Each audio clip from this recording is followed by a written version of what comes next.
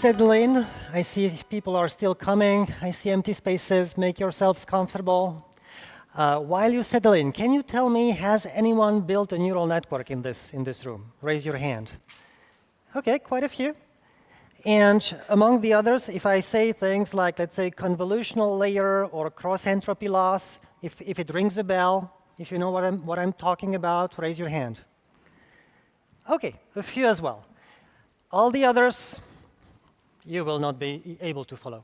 No, I'm joking.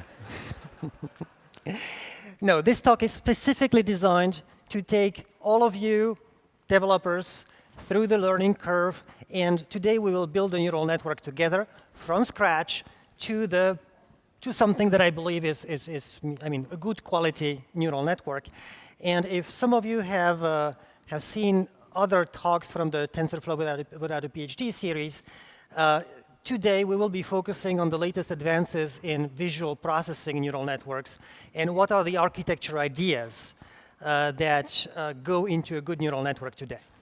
So let's start. And for that, we need a data set. So what can we do? Let's head to Kaggle, the data science community. I went there, and I found this data set of little 20 by 20 tiles with airplanes and non-airplanes. Actually, plane spotting is quite a nice activity. Why don't we build something that can recognize airplanes from not airplanes, and then continue building an airplane detection neural network? So how do you start? Well, let's take the Neural Network Manual 101 on the first page.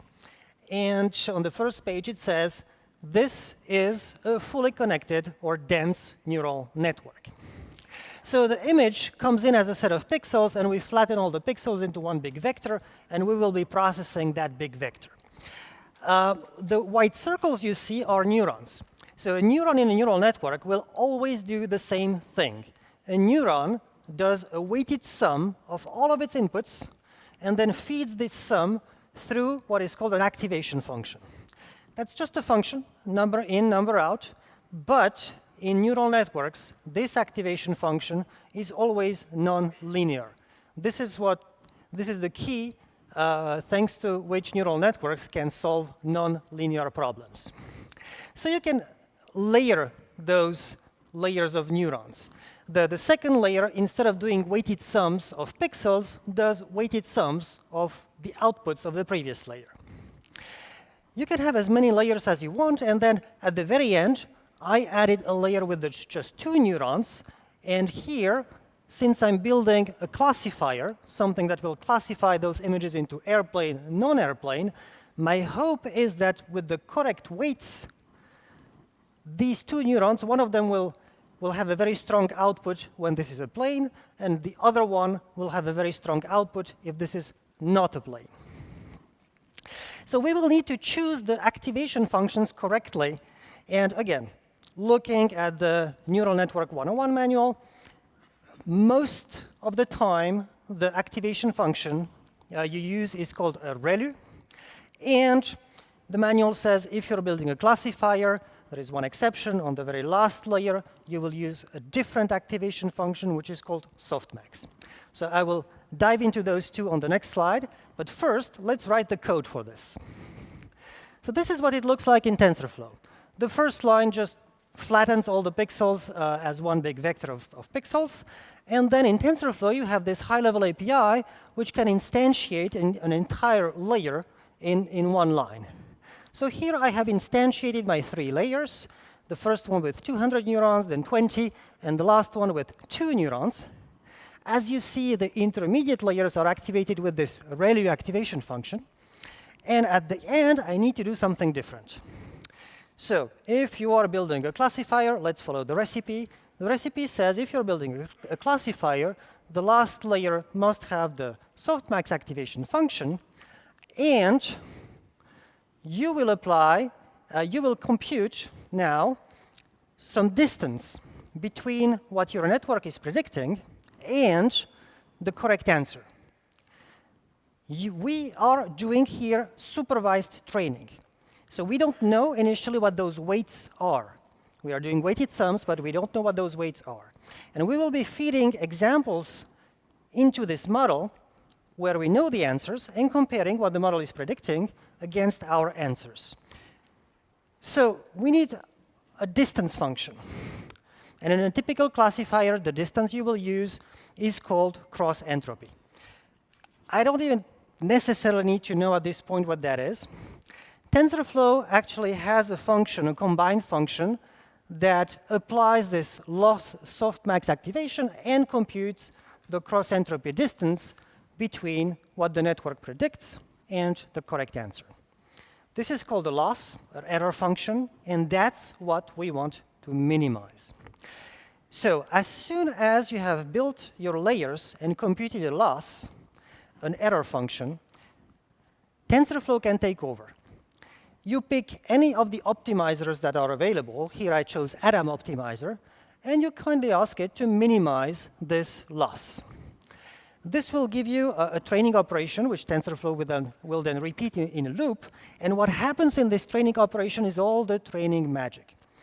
TensorFlow will look at your loss, will differentiate it relatively to all the losses, to all the weights in the system, obtain something that is called a gradient mathematically, and apply an algorithm, gradient descent, that figures out how to change the weights in your network so as to minimize this loss, so as to make this loss smaller.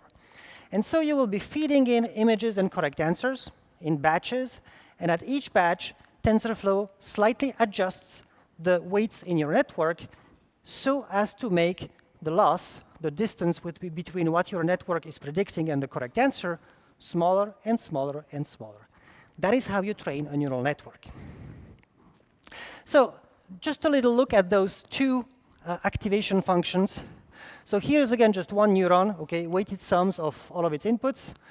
Usually you add something called a bias, that's another degree of freedom, something that will be determined by training, and you feed this through an activation function. So this ReLU function that we have used on the intermediate layers, this is what it looks like. It's a very, very simple function, 0 for all negative values, identity for all positive values. The softmax activation function that you use on the last layer, here I have represented a last layer with 10 neurons. So that's if you're doing a classification into 10 categories. So that softmax function is slightly more complex. Well, actually, it's just an exponential. So you compute your weighted sum and elevate it to the exponential, and then you normalize across those 10 neurons. Well, the output, I put in a little animation. Here is what it does. Boom. It pulls the winner apart, okay? But without destroying, it's not max. It doesn't completely nullify all the bad answers. So you still have signal if your network is misrecognizing something, okay? That's why it's called softmax. It's max, but it's in a soft way. It pulls the winner apart, but it doesn't discard all the bad, all the negative information, which is still useful for training. All right, so we have all that. We have built our network. Now we can train it. We have our data set. During training, well, so here is what goes in the witch's brew. So ReLU and softmax, the two activation functions. The cross entropy was the distance function we used, okay? And it's ready, okay? Let's test. Actually, before we go there, a word about the tooling we're using here. So this is, the code is in TensorFlow. The tool I'm using to actually run the training is ML Engine on Google's cloud. It has one super useful feature that I love, is that whatever infrastructure I run my training on, when the job is done, it shuts it down. Okay, that's not rocket science, but I just can't be bothered shutting down my machines and figuring out if my jobs are done. ML Engine gives me the job-based view. I can show you here that I need to work my jobs running, finished, and then when they are finished, the machine or the cluster goes down. And finally, TensorBoard, that's a visualization tool that you have in TensorFlow where you see all your curves and you can see what's going on. Okay, so I will, oh no, I can't skip this. We're handling images. So I will have to introduce another piece of technology here. Those dense neural networks that you have seen, they work well for a lot of things, but for images, you need something else. And those are called convolutional neural networks. So bear with me here. In a convolutional neural network, what is called a neuron behaves a little bit differently. A neuron, this little cube here, that's the output, sees only a little fraction of the image right above him. Okay? It doesn't do weighted sums of all the pixel of the image, just a little portion. And then the next neuron actually does a weighted sum of, again, a little portion just above him, but using the same weights. So it's actually a filtering operation. You pick a set of weights, so as many weights as I have highlighted cubes in the image over there. My image has red, green, and blue channels because it's a color image. Okay, so you have red, green, and blue channels. And I'm doing weighted sums of all these pixels, but using the same weights at each position. It's a filtering operation. And once I have moved this filter across my entire image with correct padding on the sides, I have as many outputs as I had pixels initially. So how many weights did I use? Well, as many as the highlighted pixels, so that's 4 by 4 by 3, which is 4 by 4, 16, 48. 48 weights. Typical neural networks have something in the tens or hundreds of thousands of weights, so we need a way of giving this more freedom, more weights to play with. And a good way is to pick another set of weights and repeat the operation. So you pick just another set of weights, repeat the operation, and you obtain a new channel of data in the output. And you can do that again and again, which means that a convolutional layer in a neural network will transform a data cube into another data cube. And this is the shape of this convolutional, the matrix of weights. So the first two digits, the first two numbers, 4 by 4, that's the size of the filter in pixels. The third digit is how many channels of information here you were reading in the input image. So 3 channels, red, green, blue. That's this number here. And then you repeat this operation 4 times with 4 different sets of weights. And as a result, you obtain 4 different channels of outputs. And the 4 is this last number here. So this is a convolutional layer. And since it has a number of input channels and a number of output channels, you can chain them. And a convolutional network will be a sequence of those layers, transforming a data cube into another data cube, then filtering that data cube again, transforming it into a new data cube, and so on. So this data cube can grow in both directions, the vertical direction or the horizontal direction. So we have seen here in the vertical direction, that's just the number of times you repeat the filtering operation with a different set of weights. But how do you adjust the size in the horizontal direction? Usually the idea is to go from an image and boil the information down into something smaller, like recognizing what is in the image. So two choices for that. Actually, we have many options. The first one is to play with the step of the convolution. Instead of doing those weighted sums pixel by pixel, you jump every second pixel. And well, mechanically, you obtain twice fewer results in the output. That's the stride parameter that you see here, stride 2 or stride 1. And there is a second option, which is actually more used, and that's called max pooling. And here the idea is interesting. These are filtering operations. So as the network trains, you will those filters will train to pattern match or recognize certain features in the image. Let's say there is one that trains to recognize little horizontal lines, another one that specializes in vertical lines, and so on. So the output of the filter is basically something like, here I have seen a little horizontal line, here I have seen nothing, here I have seen nothing, and so on.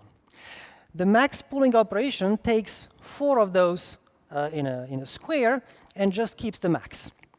which makes sense, because you are interested in the value of the filter that was maximum at that point, because that is where the filter has actually seen something. The other ones which you discard are, I've seen nothing, and that's not really interesting. So this is a basic subsampling operation. You take your image, you take all, well, not your image, but your data cube. You take the data points 4 by 4 and squares 2 by 2, and just keep the maximum. And again, that reduces the size of the data cube horizontally. And the little guy, he points something out, that there is something called a 1-by-1 convolution. Well, if you're a mathematician, that doesn't make much sense. Like 1-by-1 filter, that's just multiplying by a constant, right? That's not very useful. But again, we are doing this filtering multiple times with the different constants. So a 1-by-1 convolution actually makes sense. It's the weighted sum of this little column of data points. And that weighted sum might be interesting. So we will see later that 1-by-1 convolutions actually in convolutional networks make sense. All right, so this is what we will build. There are 3 convolutional layers. We have our image here, 3 convolutional layers. And then at the end, we need to connect this to our softmax layer, which will do the airplane, non-airplane classification. So the last data cube, we reshape it, we flatten it out as one big vector here. And this, we apply normal dense layers to this vector and end up with our softmax activation and softmax cross entropy loss, because this is a classifier. After that, a lot of experimentation and a lot of regularization. So I will not go into this. You have many other talks in the TensorFlow Without a PhD series that focus on what is regularization. For now, all you need to know, these are techniques, standard techniques, that can improve the convergence. And I'm quite good at those techniques. So plus another one, which is hyperparameter tuning.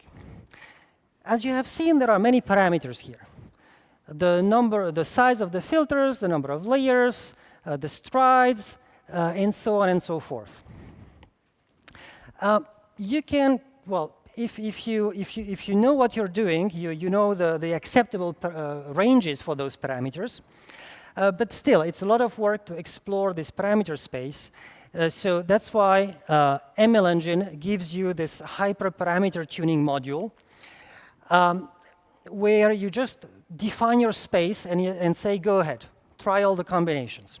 So there are a couple of ways of trying out all the combinations. The basic one is just grid search, and that's where you would start. Just map out all the possible combinations of parameters and search through the whole grid. It's actually slightly faster to do a random search than a grid search.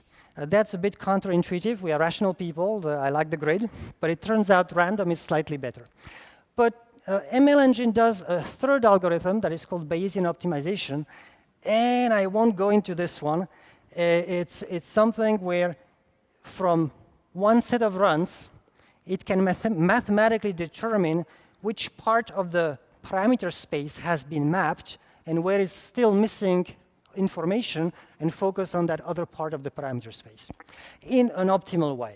So that is the best way of doing hyperparam tuning, and ML Engine does that.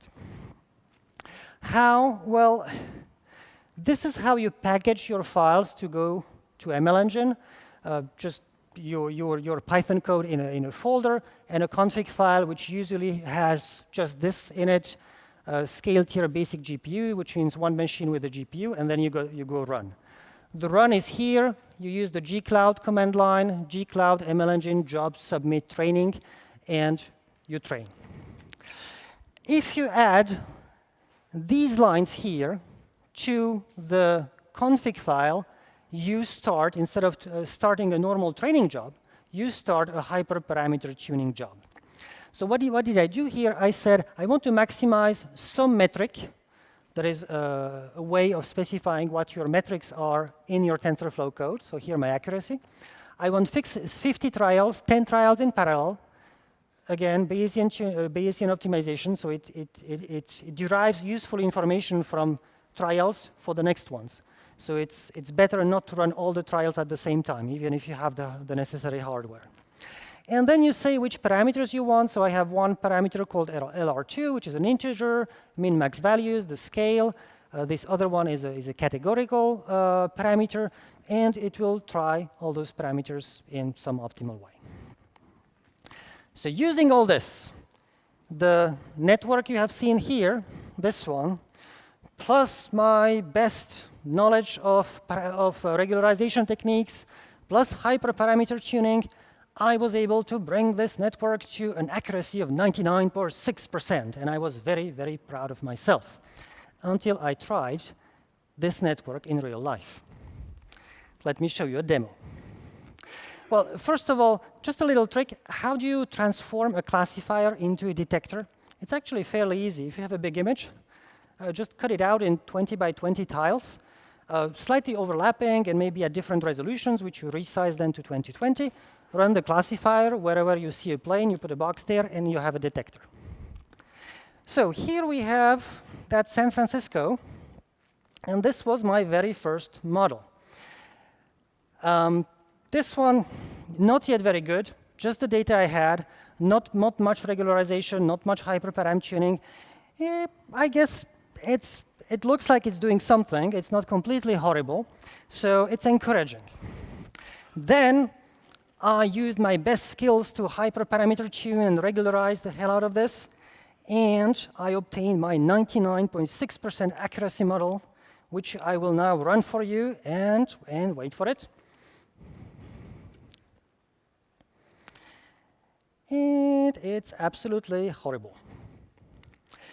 You see here, let me show you, lots and lots of false positive everywhere. It's noisy, it's not clean. So here is the first lesson of neural networks. There is your training data. There is your evaluation data on which you compute your accuracy. Of course, computing your accuracy on your training data would be cheating. And then there is real life. And real life has nothing to do with either your training or your evaluation data. Real life is hard. So with a lot of effort, actually augmenting the data set, adding tiles of non-planes, hoping that this would make things better, I was able to increase the accuracy of this model a little bit. But yeah, as you will see, it's still not great. And that was the end of my Neural Network 101 handbook. So from now on, you've got to read papers. All right. That's scary. So before we go there, let me give you a couple of just TensorFlow tips. To use ML Engine really to the best of its capabilities, I advise you to wrap your model into what is called an Estimator API. That's just because in Estimator, we have written for you a ton of boilerplate code that is not interesting to write. Things like checkpoints, regularly outputting checkpoints, so that if your training crashes after 24 hours, you can restart from where you were. Exporting the model at the end so that you have something that is ready to deploy to a serving infrastructure, or distributed training. The distributional algorithms of distributed training also baked into Estimator. And to wrap your model in an Estimator, you need those those four things here, and then you can run train and evaluate, which will alternate training and evaluation phases, so that in your output you get nice curves with your training data, training metrics, evaluation metrics. You can compare the two, and so on. Mostly what you need to provide are those four functions here. So let's go quickly through them. It's really nothing fancy.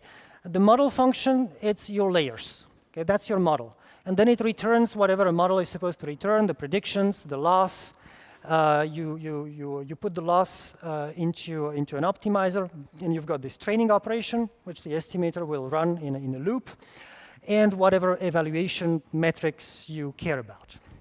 So that's your model. Then the training input function, and I'm putting code on the slides here. Okay, you don't try to read all the code. I will give you the highlights of what is there in the code. You will not have the time to see all the syntax.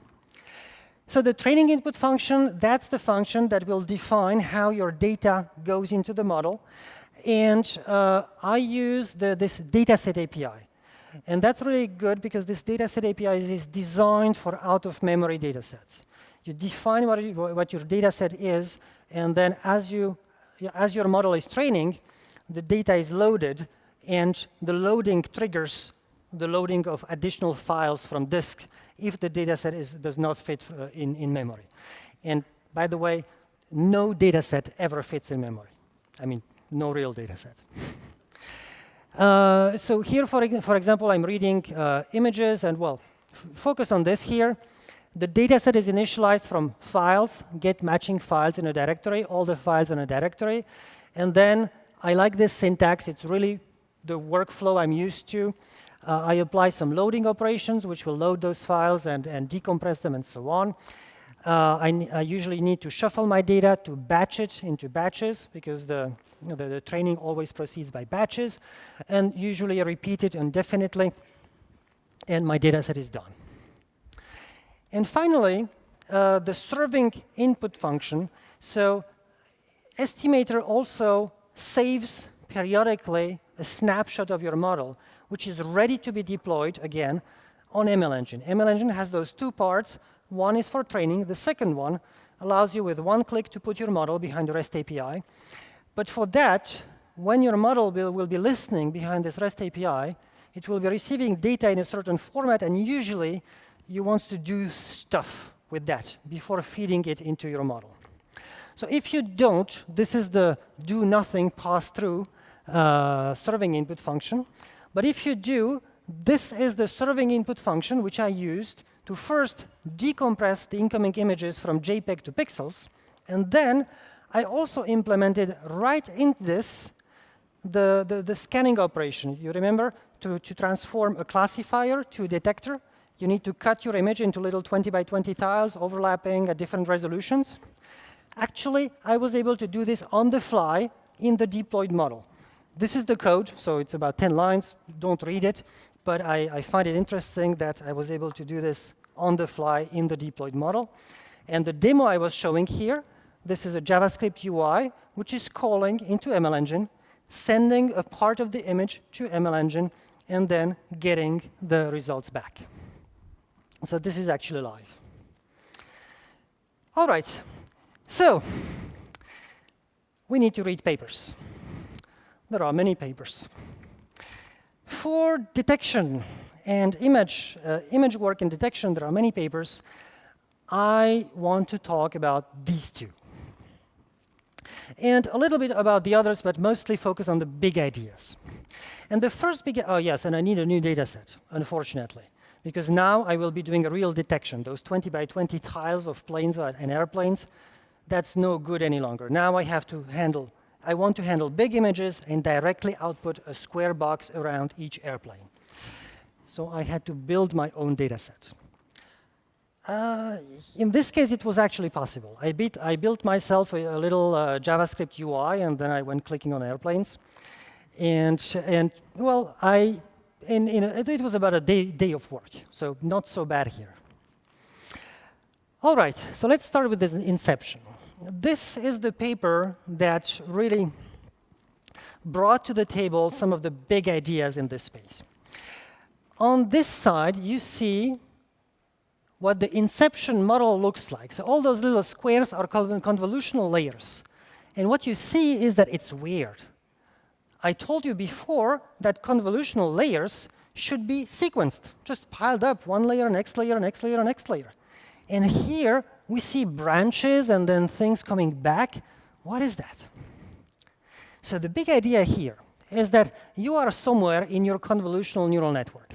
And then you ask yourself the question, what is the best here? Should I now add a 1 by 1 convolutional layer, or maybe a 1 by 1 followed by a 3 by 3, or maybe something else? What is best? And they had the idea that you could actually do all of these things in parallel and simply concatenate in the vertical direction the results. And they call this a module. Basically, during training, the network will decide which is the best path to use for a specific image and a specific task. So this is this module-based approach. That was one of the big ideas. The second big idea is called filter factorization. So what you see here is a sequence of 2 3 by 3 filters. You see, let's look at this bottom one. So this piece of data is produced by some weighted sum of this 3 by 3 square here. And if you look where the data points in this 3 by 3 square are coming from, they actually come from some combinations of this white data points in this 5 by 5 piece of the previous data. So it looks like 2 consecutive 3 by 3 filters do some combinations of a 5 by 5 zone in the same way as a 5 by 5 filter would be doing combinations of data points in a 5 by 5 zone. It's not the same combinations, but let's count the weights. A 5 by 5 filter has 5 by 5 by 1, that's the depth, I mean the number of channels. That's 25 weights. And now if we count the weights for 2 consecutive 3 by 3 filters, it's 3 by 3 plus 3 by 3, which is 18. Hey, 2 3 by 3 filters are 30% cheaper in terms of number of weights than one big 5 by 5 filter. They're not doing the same thing, but it's worth checking if, for our purpose, it wouldn't be enough. So that's the second big idea. And the third big idea are those 1 by 1 convolutions, which again could sound funny to a mathematician, but once you realize that you are applying many of them, and that this 1 by 1 convolution is actually a weighted sum of all of the pieces of data in this little column, it's like saying, well, I have many different filtering results, like I have filtered my image for horizontal lines and then vertical lines and so on.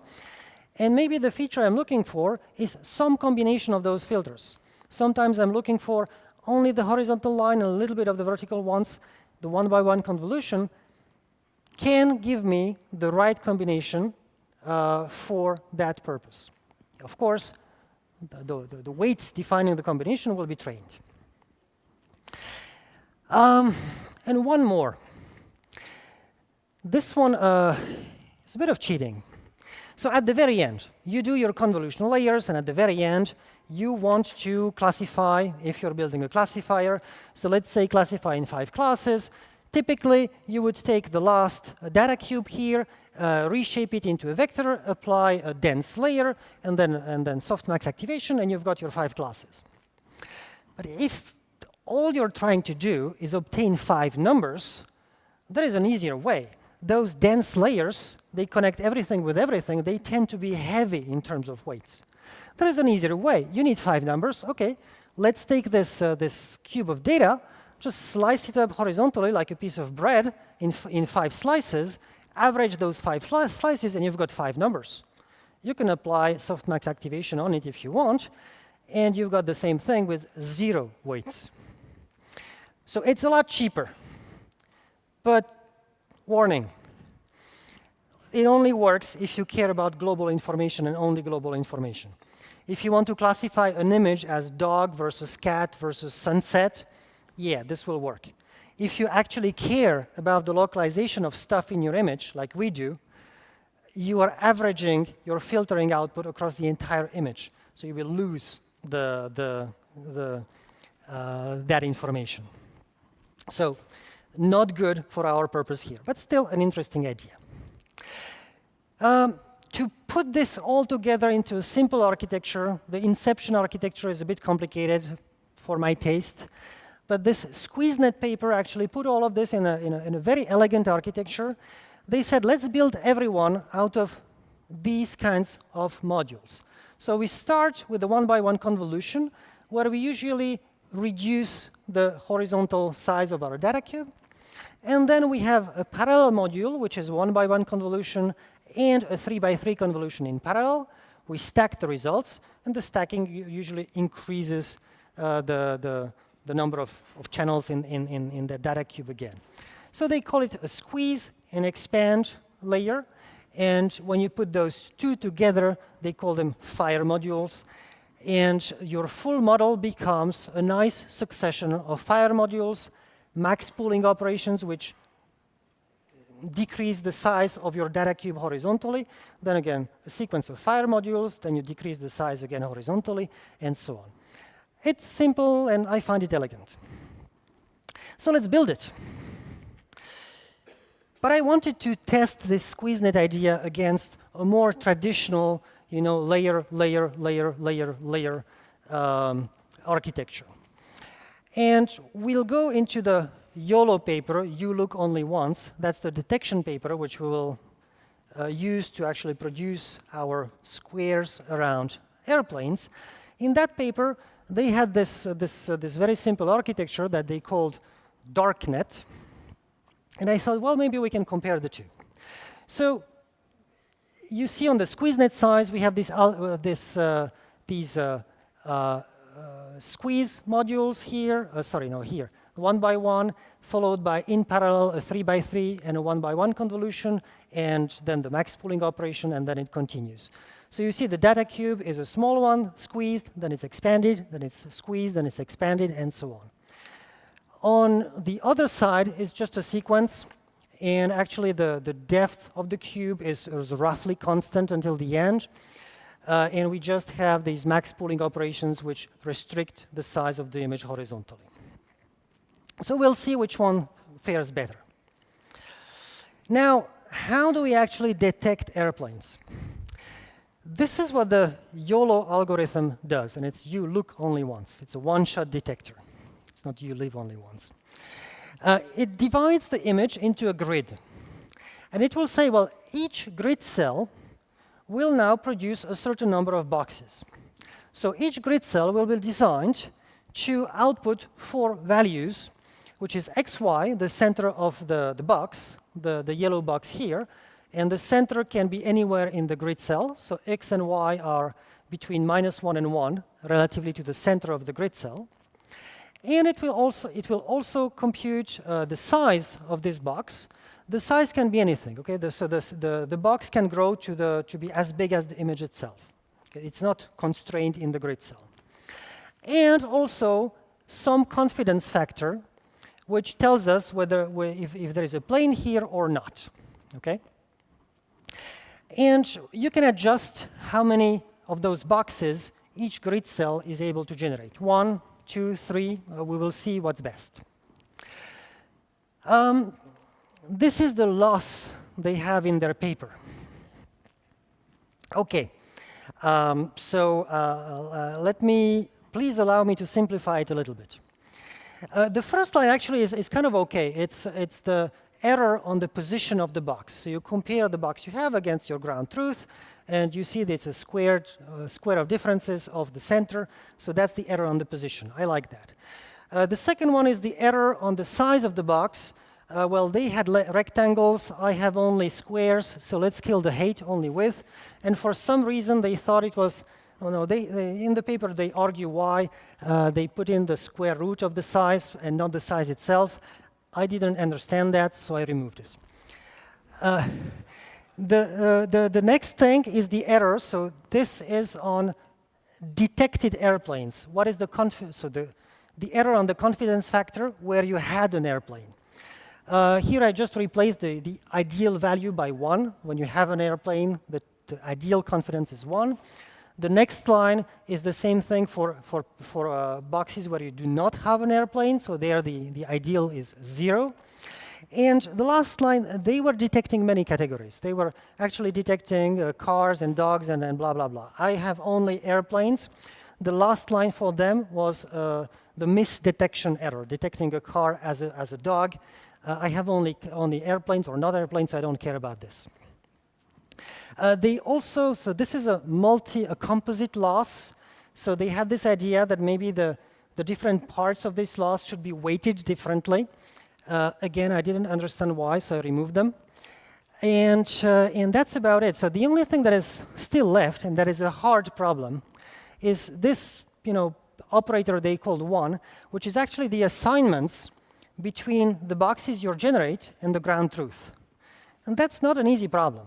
So of course, per grid cell, you know that if you have a ground truth box that is centered in one of those grid cells, you will want to pair it with some box generated by that grid cell. But those grid cells are allowed to generate more than one box. And you're allowed to have more than one airplane in a grid cell. So you might have more than one ground truth box. How do you do the pairings? Well, there is a lot of choice. And when I looked in the paper, they said, oh, well, we did something simple, and actually our algorithm is not very good for swarm-type things when you have a flock of birds or an airport full of airplanes. It's not very good for that. Thank you, guys. So, well, we'll see. We'll try to play with those parameters. How do we build this? So very simply, you've got the end of your convolutional network. You've got a data cube. Split it horizontally in your n by n grid, and then split it vertically in 4, or maybe 8 or 12, depending on how many boxes you want to generate per grid cell. And then the red boxes will become x, the yellow boxes y, the green boxes the size of the box, and the blue ones will become the confidence factor. You just average all the values in them, and for all of those that you need to put between -1 and 1, you feed them through a hyperbolic tangent that puts them between -1 and 1, and all those that you need to put between 0 and 1, you feed them through a sigmoid, and that puts them between 0 and 1, and you have generated from an image 1, 2, 3, 4 boxes per grid cell which detect airplanes. That's it. We're done. The only thing now is the work of the data scientist. Now starts a slow but steady process of grinding through all the hyperparameters of this model and trying to improve the accuracy. Initially, this is what my first training run looked like. Actually, let me show you my real numbers, because I have them here. So this is initially what I had. I wasn't sure it was actually doing something at all, but why not? Initially, I tried a 4x4 grid and generating just one box per grid cell. So not very good. I quickly realized that shuffling data is actually super important. Big progress in IOU, that's the intersection over a union. It's a measure of how accurate those boxes are relatively to the ground truth. So I tried with more boxes per cell, like 4x4, but generating 4 boxes per grid cell. That doesn't work so well. Again, it's a hard problem to assign them to their ground truth counterparts. You've got 4 boxes per cell, 4 ground truths. Which one is which? It's hard. So this was not very good. So then I went to 8x8 and I'm generating only 1 box per cell. Yeah, that's better, because there is no assignment problem there. It's just 1 box per cell. I bumped it up to 16x16x2, the grid, the YOLO grid. That is even better, and this time I tried to think very hard about this assignment problem and devise an algorithm that would kind of rationally do the pairings. I think I went by the distance from the center. So the first box is more susceptible to go with airplanes which are closer to the center of the grid cell, and the second one more on the periphery. Then it turned out that data augmentation, varying at random the hue and the orientation of the images, that actually helps a lot. And finally, that loss weighting idea, the multi-part loss, figuring out that some parts should weight more, it was actually a good idea, and that gave me a little bit more accuracy as well. And on here, you can see in the reverse order the loss, so the error function going down as we do this. And finally, the best one was with more layers. So these were with 12 layers. The last one is with 17 layers. And then we got something. So you want to see this in a demo, right? Let's go. First model. So this is what we had, the best model obtained from the classifier.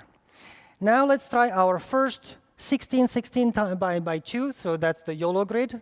You cut images in 16 by 16 a grid, and you generate 2 boxes per grid cell. Let's go. Analyze. It's much cleaner, but it's missing a lot of planes here. This is something you can solve with the data augmentation. Actually, I did not have any data augmentation here, but by varying the orientation of my cells and the hue of the cells randomly, you got a big boost in accuracy. Now we're talking. Now it looks like a detector. We still have some false positives. There is one here. I saw a couple of other ones, but it is not so bad, actually. And if we jump to a bigger model, I think so from 12 to 17 layers, I think we are pretty good. Let's see if we are perfect. We'll see. Almost perfect. Well, it missed this blue airplane here, but that's because I need more data with blue airplanes. But it's not so bad. And I was able to piece this together with Lego bricks, which appear in literature, without being a super specialist in machine learning. And my message to you here is that, okay, it's kind of hard, but it's not like fluid dynamics hard. If you are a good developer, this is a learning curve through which you can go. I went through this learning curve, and look, my airplane detection model now works. It will always have an accuracy of 99 point something %. You can never go to 100. That's something you have to build into your use case, your product. But all of you here are capable of building machine learning models. All right, and just to finish, I want to show you the tooling I was using. So I'm using ML Engine. ML Engine has basically two great features. One is my jobs. I see all my jobs running. And the other one is my models. So with one click, I can deploy a model to production, and it's served behind a REST API with auto-scaling, and I don't have to manage anything. I really love that. I love my job tuning those models. I do not like the job of chasing VMs and which one is still running and why, blah, blah, blah. ML Engine, once you wrap your model in this Estimator API, it gives you a one-line config access to many different hardware architectures, including TPUs, actually. But let's start with something else. So this is what I had initially, training on just one GPU, and this is the config file that you use for that. Scaled here, a basic GPU, that's one machine with a GPU. This model, the 17-layer model, the bigger one, trains in 23 hours for a cost of $28. We have faster GPUs, so you can bring this down to 10 hours. I like that, for the same price. But with just a config change, no change in your code, you can actually deploy this to a full cluster of 5 machines with 5 GPUs each. And it's a cluster, so you can go to 100 if your model scales. With this one, I'm down to 4.5 hours. That means much more productive. And with the better GPUs, that's actually below 2 hours. I wish I had that in the very beginning. But then I thought, well, let's try those TPU things. First of all, a little warning, those TPUs, it's a new architecture. There is a little bit of a porting effort to adapt your model to TPUs. We are working on that. But right now, expect to spend some time tweaking the code. It will still work on GPUs once you tweaked it, but there are some things that need to be done for this new architecture. It's a completely new chip. Oh, sorry. Before that, new in TensorFlow are those distribution strategies. So very soon as they ship, it's in beta now, you will be able to reserve one box with multiple GPUs in it, and that's a different trade-off. So you don't have the network communication between the GPUs, but on the other hand, you can't put 100 of them in one box. So it's a different trade-off. And again, it will be available with just a config change. So now on to TPUs. This is available. I just ported it, so I don't want yet to show the numbers because it's not like a really, benchmark with a proper benchmarking setup. But those numbers are not secret. Cloud TPUs are available on ML Engine today, and I published the code for this yesterday. So all you have to do is run it, and you will see the numbers. And of course, if I am putting them here, it's because they are both faster and cheaper than the second best option you have here on this slide. And very soon, you will be able to access not just one of those TPU boards, but 64 boards, so a full rack of them, connected with a high-speed interconnect, and use all of that as one big supercomputer straight from ML Engine with just a config change. If you want to know more about this, there is a session exactly on TPUs right after this session, but you'll have to cross the street. It's a very good session. All right, so that's it. Thank you for your attention. We have seen the Cloud ML Engine and Cloud TPU as products. My takeaway is not on the products, but what I want you to remember is that if you are a good developer, you can build a machine learning model. There are best practices. There are Lego blocks that exist. You have to follow what is the state of the art, but then you can piece those pieces together. And if you don't want to build your own models, well, we have a set of pre-trained models. And new, we also have this Cloud Auto ML product that actually this morning it was announced that it was not doing just vision, but also more things. So I need to update my slide. And with that, you can just throw your data at it and let the system figure out the architecture of your model. That's quite advanced. I'm amazed that we can build this. And I find this really, really, really, really marvelous. And finally, if you want to learn more about how to build models, you can check out the other chapters of the TensorFlow Without a PhD series, and all the code and code labs and all that is available on GitHub. You've got the URL over there. Thank you very much.